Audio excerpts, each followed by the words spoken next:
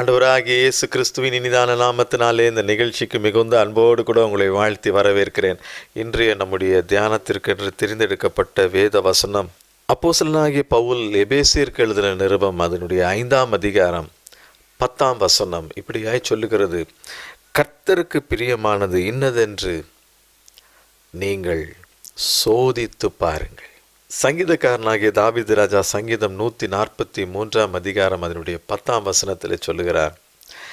ஆண்டவரை பார்த்து ஒரு ஜெபம் ஏறெடுக்கிறார். கர்த்தாவே, உமக்கு பிரியமானதை செய்ய எனக்கு போதித்தள்ளும். எவ்வளோ ஒரு முக்கியமான ஒரு காரியத்தை தாவீது ராஜா ஆண்டவரிடத்தில் கேட்கிறார். கர்த்தாவே, உமக்கு பிரியமானது என்னப்பா, அதை எனக்கு கற்றுத்தாங்க ஆண்டவரே.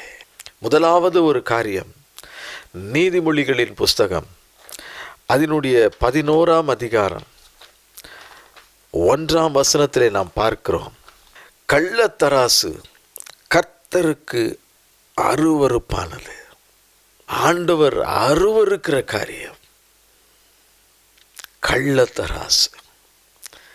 அதே நேரத்தில் சுமுத்திரையான நிறைக்கல்லோ அவருக்கு பிரியம். கர்த்தருக்கு பிரியமானது என்னதென்று பார்க்கும் பொழுது, தேவனுடைய பிள்ளைகளாகிய நம்முடைய வாழ்க்கையில் ஒரு சுமுத்திரையான நிறைக்கல் என்பது ஒரு நீதியான நேர்மையான காரியத்தை குறிக்கிறதா இருக்கிறது. கள்ளத்தராசு என்பது தவறான காரியம் அல்லது பொய்யான கிரியைகள் என்று சொல்லி கூட நாம் எடுத்துக்கொள்ளலாம். அப்படிப்பட்ட காரியம் கர்த்தருக்கு மிகவும் அருவருப்பு. அதே நேரம் நியாயமாய் நீதியாய் நடந்து கொள்ளுகிற காரியம் அவருக்கு மிகவும் பிரியமானதாக இருக்கிறது. அதே நீதிமொழிகளின் புஸ்தகம் 12ஆம் அதிகாரம் 22ஆம் வசனத்திலே நாம் பார்க்கிறோம். பொய் உதடுகள் கர்த்தருக்கு அருவருப்பு. அதே நேரத்தில் உண்மையாய் நடக்கிறவர்களோ அவருக்கு பிரியம். உண்மையாய் நடக்கிறவர்கள் கர்த்தருக்கு மிகவும் பிரியம். உண்மையாய் செயல்படுகிற காரியங்கள் மட்டுமே அவருக்கு பிரியம். உண்மையாய் செய்யப்படுகிற சகல காரியங்களும் கர்த்தருக்கு மிகவும் பிரியமாயிருக்கும். காரணம், அவர் உண்மை உள்ளவர், அவர் நீதி உள்ளவர். ஆம் பிரியமானவர்களே, நம் தேவன் உண்மையாய் இருக்கிறவர், உண்மையுள்ளவர், நீதியுள்ள நியாயாதிபதி. ஆகவே அவருக்கு உண்மையாய் நடக்கிற காரியங்கள் மட்டுமே மிகவும் பிரியமானதாக இருக்கும். ஏசாயா தீர்க்கதரிசிகளின் புஸ்தகம் 42ஆம் அதிகாரம் 21ஆம் வசனத்திலே பார்க்கிறோம். கர்த்தர் தமது நீதி நிமித்தம் அவன் மேல் பிரியம் வைத்திருக்கிறார். தேவன் எந்த அளவுக்கு நீதி உள்ளவராய் இருக்கிறார் என்பதற்கு இது ஒன்றுதான் சான்று. அந்த அளவுக்கு அவர் நம்மிடம் நீதியை எதிர்பார்க்கிறார். அவர் உண்மையுள்ளவராயிருக்கிறார். அவர் எந்த அளவுக்கு தம்முடைய வார்த்தையிலே, வாக்கு தத்தத்திலே, தம்முடைய காரியங்களிலே உண்மை உள்ளவராய் இருக்கிறாரோ அந்த அளவுக்கு நம்மிடமும் அவர் உண்மையை எதிர்பார்க்கிறார். அப்படி நாம் உண்மையாய் இருக்கும் பொழுது, நீதியாய் நடந்து கொள்ளும் பொழுது அவர் நம்மேல் பிரியமாய் இருக்கிறார். அவர் நம்மேல் பிரியம் வைத்திருக்கிறார்.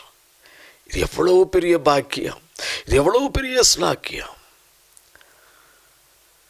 ஒரு சின்ன காரியத்தில் நாம் உண்மையாக இருப்போமானால் நான் பரிபூர்ண ஆசீர்வாதங்களை தேவனிடத்திலிருந்து பெற்றுக்கொள்ள முடியும்.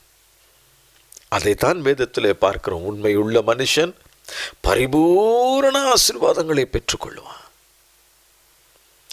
சிறிய காரியத்தில் நாம் உண்மையாக இருப்போம் என்று சொன்னால் தேவன் நம்மை மிக பெரிய காரியத்திற்கு அதிகாரியாக உயர்த்துவார்.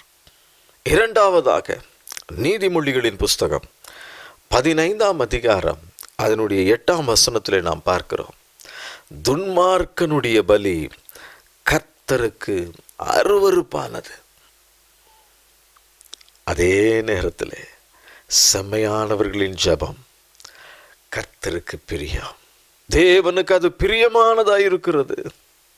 ஆகவேதான் வேதத்திலே பார்க்கிறோம், பரிசுத்த அலங்காரத்தோடு கர்த்தரை தொழுது கொள்ளுங்கள்.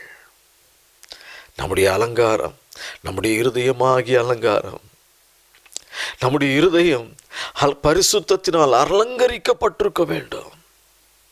மனிதன் முகத்தை பார்ப்பான், தேவனோ இருதயத்தை பார்ப்பார். இருதயத்தில் இருந்து பொல்லாத சிந்தனைகள் வெளிப்படும் என்று பார்க்கிறோம். இருதயமே திருக்குள்ளது மகா கேடு நிறைந்ததுமா இருக்கிறது என்று சொல்லி நாம் வேதத்திலே பார்க்கிறோம். ஆகவே இருதயத்தை பார்க்கிற ஆண்டவருக்கு முன்பதாக நம்முடைய வாழ்க்கை பரிசுத்தமாக இருக்க வேண்டும்.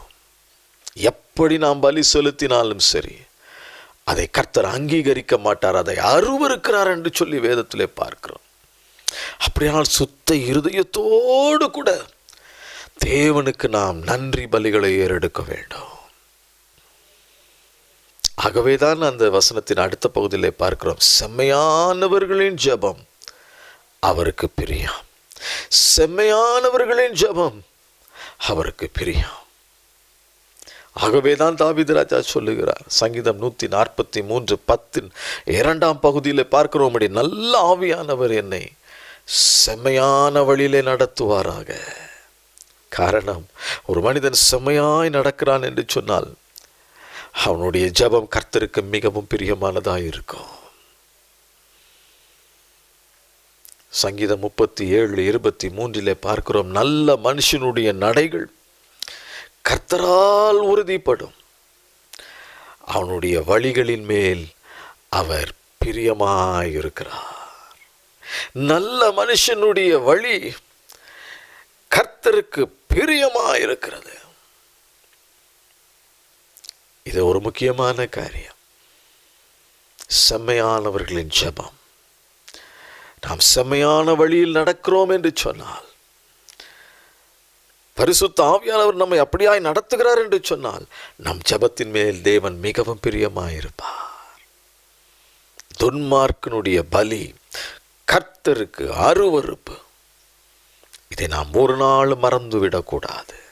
ஆகவேதான் அப்போஸ்தலனாகிய பவுல் ரோமருக்கு எழுதின நிருபம் 12ஆம் அதிகாரம் 1ஆம் வசனத்தை சொல்லுகிறார், உங்கள் சரீரங்களை பரிசுத்தமும் தேவனுக்கு பிரியமுமான ஜீவ பலியாக ஒப்பு கொடுக்க வேண்டும் என்று தேவனுடைய இரக்கங்களை முன்னிட்டு உங்களை வேண்டிக் கொள்ளுகிறேன். இதுவே நீங்கள் செய்யத்தக்க புத்தியுள்ள ஆராதனை. நம்முடைய சரீரங்கள் தேவன் வாசம் பண்ணுகிற ஆலயம். ஆகவே இதை பரிசுத்தமும் தேவனுக்கு பிரியமான ஜீவ பலியாக ஒப்பு கொடுக்க வேண்டும். அதுவே புத்தியுள்ள ஆராதனை. இதுவே நீங்கள் செய்யத்தக்க புத்தியுள்ள ஆராதனை என்று சொல்லி பவுல் மிக அழகாக இந்த பகுதியிலே சொல்லியிருக்கிறார். அடுத்தபடியாக கடைசியாக சங்கீதங்களின் புஸ்தகம் 51ஆம் அதிகாரம் அதனுடைய 19ஆம் வசனத்திலே நாம் பார்க்கிறோம், தகன பலியும் சர்வாங்க தகன பலியும் ஆகிய நீதியின் பலிகளில் பிரியப்படுவீர். ஆதியாகமங்களின் புஸ்தகத்திலே 2 மனிதர்கள் காணிக்கை கொடுத்தார்கள். ஒருவன் ஆபேல், மற்றொருவன் காயேல். ஆதியாகமங்களின் புஸ்தகம் 4ஆம் அதிகாரத்தில் நாம் பார்க்கிறோம், ஆபேலின் காணிக்கையை கர்த்தர் பிரியமாய் ஏற்றுக்கொண்டார். காயினுடைய காணிக்கையை ஆண்டவர் ஏற்றுக்கொள்ளவில்லை. காரணம் என்ன தெரியுமா? ஆதியாகமங்களின் புஸ்தகம் 4ஆம் அதிகாரம் 4ஆம் வசனத்திலே பார்க்கிறோம், ஆபேல் தன் மந்தையின் தலையீற்றுகளிலும் அவைகளில் கொழுமையானவைகளிலும் சிலவற்றை கொண்டு வந்தார். ஆபேலையும் அவன் காணிக்கையும் கர்த்தர் அங்கீகரித்தார்.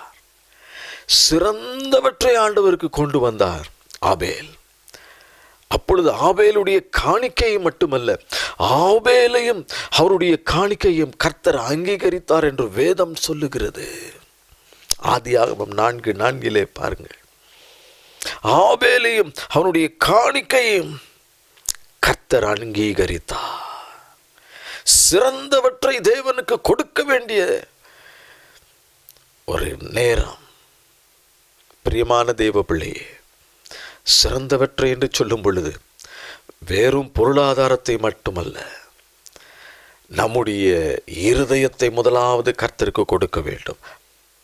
அதே போல நமக்கு கிடைக்கிற நேரத்தில் கர்த்தருக்கென்று ஒரு பங்கை ஒதுக்க வேண்டும்.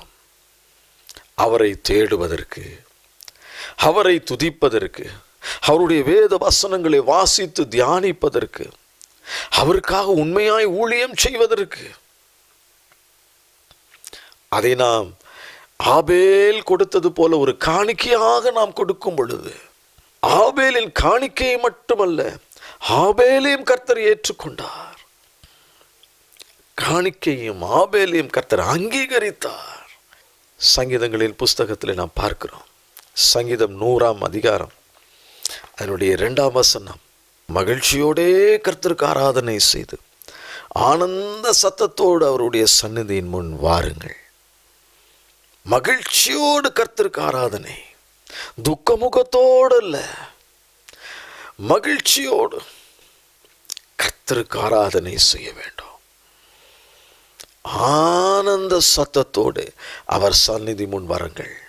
தகன பலியும் சர்வாங்க தகன பலியும் ஆகிய நீதியின் பலிகளில் பிரியப்படுவீர். ஆண்டவரே, நம் ஆண்டவர் அதிலே மிகவும் பிரியமுள்ளவராயிருக்கிறார்.